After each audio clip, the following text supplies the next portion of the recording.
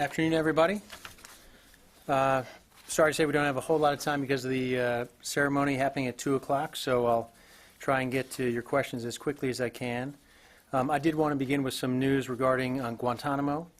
Overnight, the Department of Defense repatriated Younes Chakoury from the detention facility at Guantanamo Bay to the government of Morocco.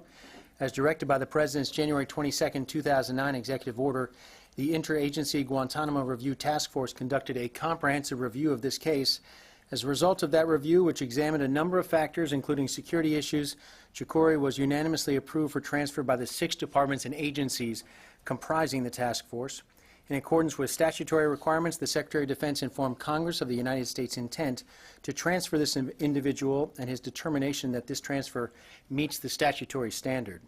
The United States is grateful to the government of Morocco for its willingness to support ongoing U.S. efforts to close the Guantanamo Bay detention facility. The United States coordinated with the government of Morocco to ensure this transfer took place consistent with appropriate security and humane treatment measures. Today, 115 detainees remain at Guantanamo Bay. The Secretary will continue to expeditiously and deliberately consider the cases of other detainees eligible for transfer in collaboration with our interagency partners. The safety and security of the American people will remain the Secretary's top priority in that process. At the same time, the Department will also remain focused on the other effort required to responsibly close the detention facility. That is the need to find a suitable location in the United States to house detainees who are not eligible for transfer. We hope assessment teams will be able to visit more sites in the coming weeks. And one other announcement with regard to the Secretary's schedule. Secretary Carter has invited Israeli Minister of Defense Moshe Yaalon to visit Washington, D.C. in late October. The Secretary and Minister Yaalon will have a bilateral meeting at the Pentagon, which will underscore the strength of the U.S.-Israeli defense relationship and further several of the initiatives discussed during Secretary Carter's visit to Israel in July. The Secretary will place a particular emphasis on consultations regarding ways to further enhance Israel's security, and I know the Secretary is looking forward to this visit by Minister Yaalon. And with that, be happy to take your questions. Lita. Peter, as you're aware, Secretary Kerry had a conversation with his Russian counterpart.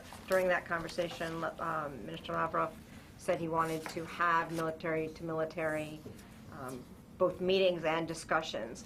What is the Pentagon's response to that? Will the Secretary agree to have either conversations or discussions with his Russian counterpart, and are there any discussions about whether or not other military leaders, the chairman or anyone else in the region, should have discussions with their counterparts? I don't have any particular engagement to announce at this time. We're aware of the Russian interest conveyed in that conversation with Secretary Kerry, and Secretary Carter is consulting with his colleagues on the national security team as to exactly the best path forward. And if there is some engagement between, again, the Secretary and his counterpart, or some military-to-military engagement, we'll let you know as soon as possible. It's certainly something we're aware of, something under consideration, but no decisions made at this time. Well, what is sort of the broader views of either the Secretary or the Pentagon? Secretary Kerry yesterday made it clear that he believes it's, he used the word, I think, vital, that conversations take place in order to avoid misunderstandings. Does the Secretary agree or disagree with that? Well, the Secretary certainly is listening to Secretary Kerry, and they're, in fact, meeting today, not specifically on this issue, but could see it coming up during the course of their conversation. The Secretary has supported the suspension of the military-to-military conversation with the Russians since he took office, because he did not believe it would be productive in light of their actions in Ukraine, specifically at their attempts to annex Crimea. And but he also has held out the possibility of once again re-engaging with the Russians if at some point in the future it made sense to do so. We're having that conversation right now with, again, the rest of the national security team, and we'll let you know if a call, some sort of engagement moves forward. I'm sorry, just one quick clarification on that, because I know we sort of went over this the other day. Sure. But you said that he supported the suspension of military conversations, but I thought that it's been made pretty clear over the last few days that while there's been a suspension of military coordination, exercises, and other engagements, that none of that prohibited the Secretary from conversations.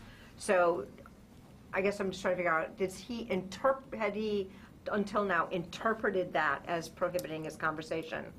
The Secretary has not had a conversation with his counterpart since he took position here. And that, again, reflected in part the military-to-military suspension. He has had the discretion to do so if he felt it was the correct move to make. And he's always reserved the right to do so. This is a secretary who has an extensive history working cooperatively with Russian officials on a range of issues. This is someone who knows Russia well. And he has made that determination up to this point that he did not believe it would be constructive to have that conversation, that it would not yield positive results. And now we're at a point where the Russians are asking to engage again, and we're talking with our national security counterparts about the best path forward. And again, we'll let you know when a decision has been made. And we understand the timeliness of it here, given the request by the Russians, and obviously that's something we're taking into consideration. Barbara. Following up on yesterday's hearing with General Austin, recognizing the General's service to the country, no question about that. Nonetheless, General Austin publicly acknowledged that the Central Command would fail to meet its goals in the Train and Equip program. He publicly acknowledged his own intelligence director is under investigation. You had to issue a major retraction that on one statement he made that special forces are not in northern Syria. The chairman says the war's at a stalemate. There's no strategic progress in Ramadi that has been acknowledged. Given all of that, and again, acknowledging General Austin's service to the country, nonetheless, does Secretary Carter have full confidence that General Austin can still get the job done? Is he considering the possibility of asking General Austin to move on and put a new commander in place? You have replaced top commanders many times in Afghanistan with much less dire circumstances on the table. What makes you, the Secretary, think General Austin can still get the job done? The Secretary has full confidence in General Austin. General Austin has served with distinction, as you pointed out. One of the things that the Secretary most admires about General Austin is his candor and his forthrightness. I think you saw some of that on display yesterday up on Capitol Hill, his testimony to the Senate Armed Services Committee. So I can tell you that he enjoys the support of Secretary Carter, and this is an effort that clearly has faced challenges. We heard directly from General Austin and Undersecretary Wormuth about that yesterday. The Secretary has acknowledged some of those challenges, but he still believes that General Austin can get this job done. James.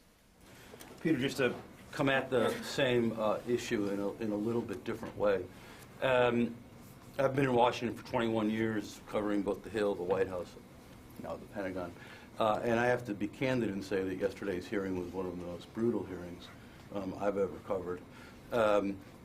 Given the fact that senators from both parties said in different ways that the Syrian Train and Equip program is a joke, a failure, they use different words, and that it has only spent some portion of the $500 million allocated by Congress for it this year. Will the Pentagon be seeking more money? The figure of $600 million has been tossed around. More money next year for the program. Congress does not seem inclined to approve that money. And if it will be seeking money, why does it need more money when something like 2/3 of the money allocated this year remains, because the program has been going so much more slowly than anticipated? At this point, possible for me to tell you exactly what budget requests there may be for this and any other program for the next fiscal year. Obviously, that's something that's being under consideration right now for this and every other program. But this is a program that we've been candid about its problems. With regard to the resources for it, this is something that Congress allocated resources for. We still see the need to support moderate Syrian forces on the ground, and that has not changed. This part of the program is one of several tools within the toolkit that we have to try and make that happen. Yes, this program has been under review. There's been an assessment of every single aspect of the program to make sure it can be even more effective. And we've acknowledged this has not met our own expectations. And the hope is to try and make adjustments to this program to make it more effective, and also to consider the other things we can do to try and bring the fight to ISIL in Syria. This is one aspect of the plan. I would also remind you that in addition to these forces that we're trying to train ourselves, there are existing opposition forces in Syria that have been effective. They number in the thousands, and we are providing support to them as well in the form basically of coalition air support at this point. And that's been effective, and they've been effective. To follow Sure. directly on that, Senator McCaskill suggested that given the effectiveness of the Kurdish fighters in northern Syria, let's take some of the money that has not been used yet for the Syrian Train and Equip program, and why don't we give it to them? So I'm going to ask my question without getting into specific numbers. At this point, does the Pentagon, given the skepticism, to use a mild term, in Congress, does the Pentagon plan, without asking you for a number, does the Pentagon plan to seek a renewal and a continuation of this program from Congress? It's too early for me to say exactly what the financial request would be for this program going forward, but this program... I'm not asking Sure. for the financial request. I'm asking whether the Pentagon I think at that's- this point is going to seek a continuation, a renewal of this program. I think it's fair to say that we're asking a host of questions about this program, including how it's resourced going forward, what the demands of that will be. But this program, in some form or fashion, will continue, as you heard yesterday from General Austin and from Undersecretary Wormuth. And again, just as a reminder, James, this is part of a larger effort to go after ISIL in Syria. This is not the only tool in our toolbox. And we are assessing all of those other programs as well to see what's the most effective way to do this. If this has run into problems, why? How can they be addressed? Can they be addressed? And does this program deserve the resourcing going into the future? There's one possibility, last question, last fall. Sure. There's one possibility that, as Senator McCaskill suggested, that you might decide that whatever amount of money, she said $100 million, is better spent on the YPG than on the Syrian Train. I can just tell you that there are a whole... other tools in the toolbox. Sure. There are a whole host of options out there. I'm not going to get into where we're going to be spending every single dollar going forward, because I don't know the answer to that right now, or even our requests at this point.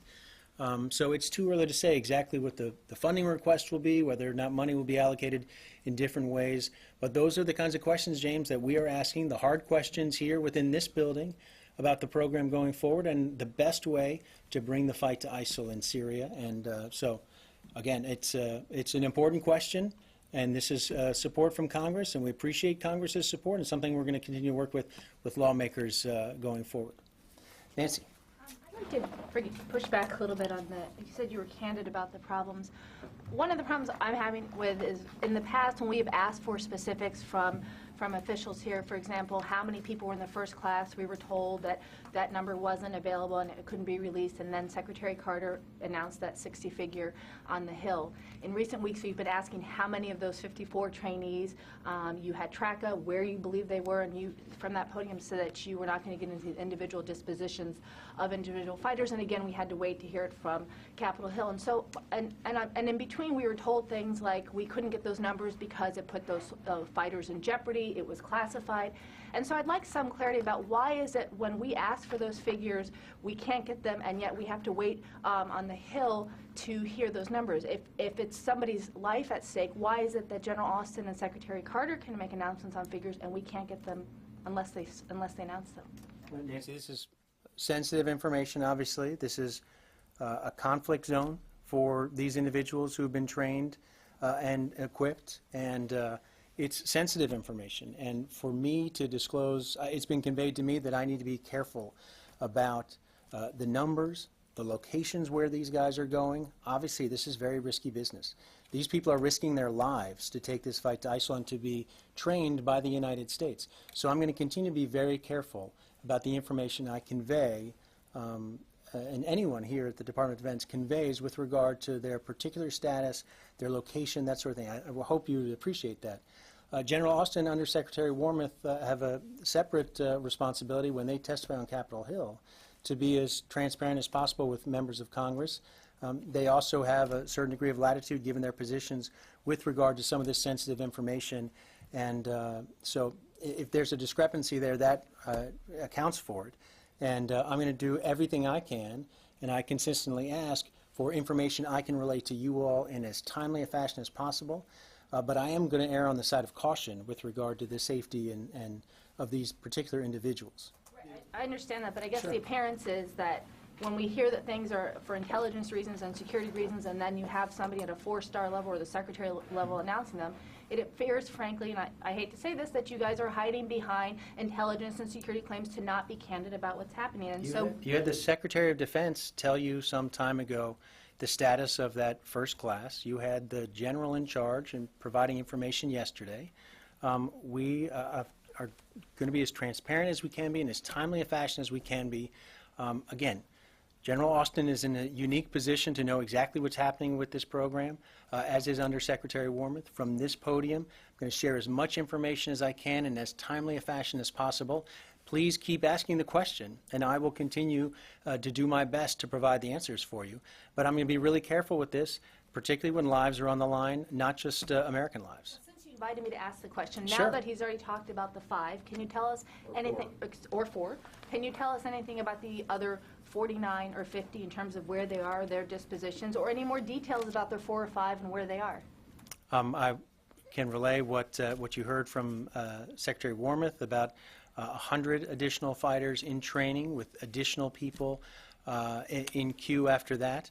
But I'm not going to share with you the disposition of those other fighters at this point, in part because I don't know the disposition right here from this podium. Maybe you can take the question for us? I will take the question, and I will do my best to give you an answer to the best of our abilities. But again, I hope you realize again that I'm going to err on the side of caution, particularly with regard to people who are going out into the fight at the risk to their own personal safety. So, Lucas. Does Secretary Carter believe that anyone should be held accountable for the failure of the Syrian Train and Equip program? I think Secretary Carter every single day is holding people into account for the entire effort against ISIL. That is one of the things he's done from day one, is hold people to account, find out exactly what's working, what's not working, make changes where necessary, and Secretary Carter will continue to do that in his position. And what change is the CC necessary at this point? He's looking at a range of things. We've talked about some of them from here. This is a program constantly under review. I know Secretary Wormuth talked about some of the options that are out there on the table, but for the moment, the training will continue, and we will continue to move forward with this and our other efforts to take the fight to ISIL in Syria. Does he think the program should have started earlier? Pardon? Does he believe the program should have started earlier? The Train and Equip program should have started much earlier. I'm not sure if he has a view on whether or not it should have started earlier. He's dealing with the here and now, with the realities of the program as he sees it right now, and the adjustments that need to be made to make it as effective as possible. I'm sorry, just a clarification, Peter. Hold on, Barbara, I'll come back to you. Joe. Yeah.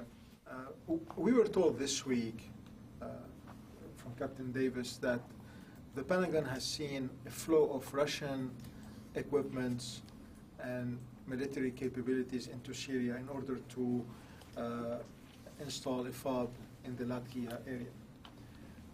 Could you give us an update on what Russia has brought into Syria, what kind of equipments, what are the Russian capabilities inside Syria? I know that the Pentagon is monitoring closely the situation there, but Yeah. other than that, could you say something? I'm not going to get into an assessment of what their military capabilities are on the ground. I can tell you that they were monitoring the movement of military equipment. Yes, there's military equipment that we've seen moving into Syria. You've heard us talk about it. There have been public reports of the same. The Russians have disclosed that. I would leave it to the Russians to explain exactly what the intent behind that equipment is, because it's not clear to us exactly what that is. Any update on the FOB? Again, I'm going to refer you to the Russians to account for what they're doing on the ground in Syria. The Pentagon has admitted that the Russian is installing a FOB in the Latakia area. Joe, I'm just going to tell you, if you want to find out what the Russians are doing on the ground in Syria, your best bet is to ask the Russians, because they have a better idea at this point than we do. We should trust them. You should ask them. I'll leave it up to you whether or not you want to trust them. Peter, can I just follow up Yes, on Barbara. Lucas's question? Very persistent, Barbara. You said that the Secretary holds people accountable every day Mhm. for the war against ISIS. So can you tell us who, if anybody, he has held accountable, and what has that accountability been?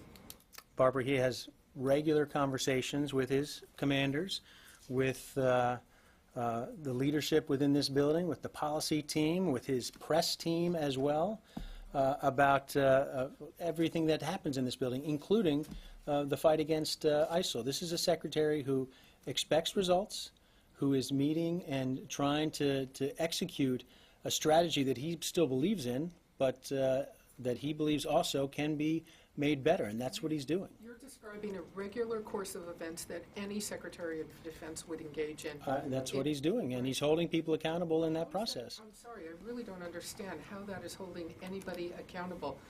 General Austin, at the hearing himself yesterday, again, listed a series of things that he openly acknowledges are not working. There's, So I I think- don't understand where the Secretary... if your interpretation of accountability is that somebody needs to be fired every single day, I don't believe that's the secretary's. I don't believe I said that. I'm trying to presume your question. So let me just say that the secretary. His view of am I understanding you correctly? His view of holding people accountable at this point is to engage in this course of events of discussions, getting recommendations, talking to people. That is, just so I understand, This is a secretary who expects candid assessments from his team, who expects execution of a strategy, who expects results, and that's what he's pushing for in his Is he satisfied? daily interaction with his commanders and again with his leadership team in every aspect of this fight against ISIL. And remember, it's not just the Department of Defense involved here. This is multiple lines of effort, some here at the Department of Defense, some at other parts of the U.S. government. Yes, in the back, Tolga. Just as a follow-up regarding the Russian issue, are you notifying about the air strikes in Syria to Syrian regime or any other authorities in Syria?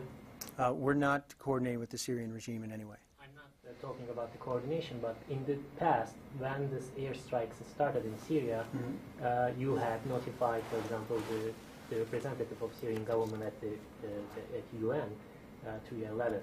Are you keeping that? We've made clear from the start that the Syrian government should not be interfering with our operations, and that's the same message we're delivering today. So how they know that where you will strike? We're not coordinating with them. We are engaging. The coalition, not just the United States, but the coalition campaign is active every single day, and we are not notifying, not coordinating with the Syrians in any way. So since the Russians will be involved with this issue right now, are you concerned about the conflicting, or are you concerned any other interference now? We haven't seen any reason for concern for deconfliction at this point. We haven't seen anything from the Russians at this point. And if we cross that particular moment in time, then again, that's part of why this conversation might need to take place. We want to avoid miscalculation. We want to avoid problems. And again, that was what Secretary Kerry referenced in his conversation yesterday, apparently, as we heard from him after his conversation with Foreign Minister Lavrov. And if we reach that point, then obviously we want to consider everything that can be done to keep things as safe as possible for coalition aircraft operating in that space. The last one on Turkey, on the Sure. General Austin's testimony at the Senate again. He also said that there is a coordination between Special Forces and YPG. So is this relationship between U.S. and YPG complicating the cooperation between U.S. and Turkey, given the fact that Turkey is considering YPG as a terrorist organization? As I think General Austin referred to, the coordination with the YPG is, in addition to coordination with other groups, anti-ISIL forces that are on the ground in Syria, and the air support for those efforts is ongoing. It's been effective, and it's going to continue. Diane. There seems to be a growing sense that I'm hearing in the Defense Department that there's a leadership vacuum, that the Secretary is AWOL on a lot of these important issues, whether he's taking the back seat to Secretary Kerry on Russia, whether he has any proposals for changing the strategy. Where is the Secretary on this, aside from visiting Silicon Valley or defense contractors in St. Louis? He is actively engaged in every aspect of this fight. Has a meeting today with Secretary Kerry here in the building, one in a regular series of meetings.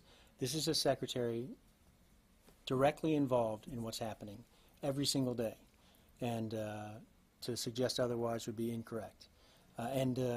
This is something that is continues to occupy much of his focus and time, but he has other priorities that he's acting on at the same time. He's going to continue to devote the time, effort, and attention necessary to have the most effective fight possible against ISIL. And at the same time, he's got other priorities he's going to continue to move out on.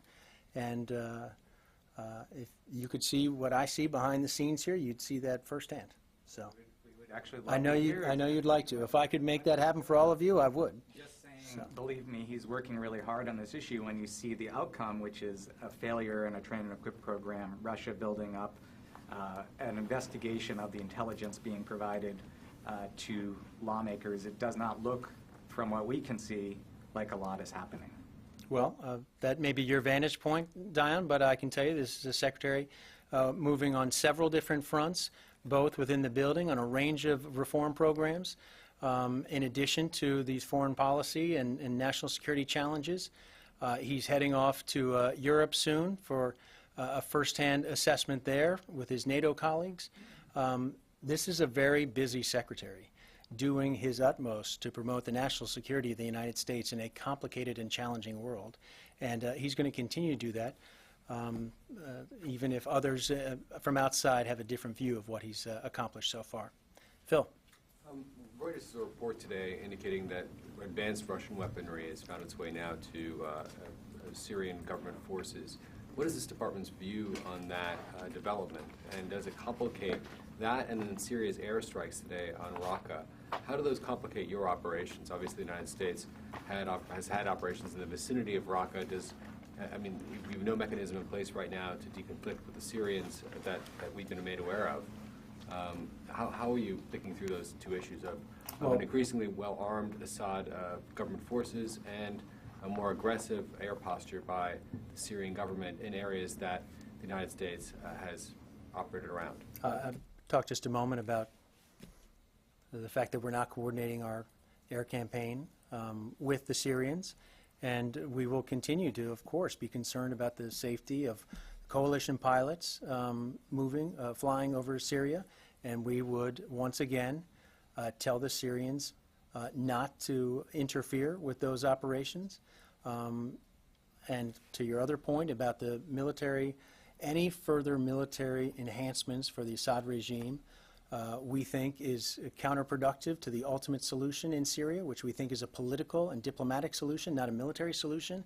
It only prolongs the problem and the strife that is right now we're seeing play out in Syria every day. We don't think it's helpful for any further enhancement of the Syrian regime, and we've made that clear from the start, and it's true today as well. Do the Syrian government's strikes in Raqqa have any impact on air operations today? I'm not aware that they had a direct impact, but that's something we will check with CENTCOM, or encourage you to do the same in terms of the air campaign. But again, deconfliction is an issue, and the safety of those pilots is something of great concern for us, and we're going to do everything we can in our power to make sure that they operate safely, and we'll continue to do everything we can to make sure those pilots, when they fly, if they have threats out there, that everything's being done to reduce those threats. I have time for one more, and then I need to go outside for the ceremony. So, Courtney. So now that we know that there's 4 or 5 of these Syrians in the fight, how many of the remaining have been killed in fighting there? Because it shouldn't be any kind of concern for their safety if they've been killed. And how many have fled? How many have actually left and are not fighting? Yeah, I think that's the same question Nancy asked me before. I'll try and get updated numbers for you. I don't have them right here for you. But And if it's possible to find out if any of them who've actually, I don't know if we would use the word deserted or not, but who are no longer fighting for the opposition, have any of them joined any insurgent groups? As far as the war? We'll ask the question. I'll try and get the information for you to the extent we have it. Remember, when they re-enter Syria, they're no longer under the control of the train and equip program. So we'll do our best to get you those answers, but I don't have them for you right here. Peter, if the Russians send fighter jets to Syria or attack aircraft, would that change the calculus of this building when it comes to dealing with the Russians? I'm not going to talk about hypotheticals at this point. We've made clear that any further Russian enhancement of the Syrian military capabilities we think would be counterproductive, not in the best interests of a peaceful solution in Syria. Thanks, everyone. Hope to see you outside.